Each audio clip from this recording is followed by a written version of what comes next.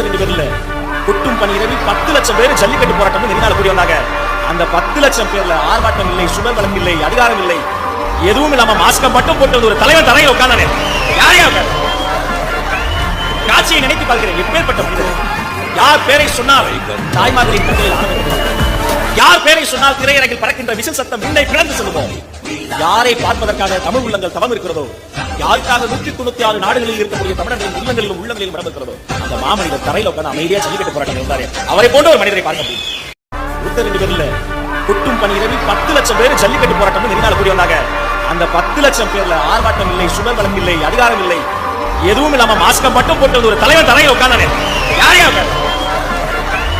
காட்சியை நினைத்து பார்க்கிறேன். எப்பேற்பட்ட மனிதர். யார் பேரை சொன்னால் தாய்மார்களின் கண்களில் ஆனந்தம், யார் பேரை சொன்னால் திரையரங்கில் பறக்கின்ற விசில் சத்தம் விண்ணை பிளந்து செல்லுவோம்.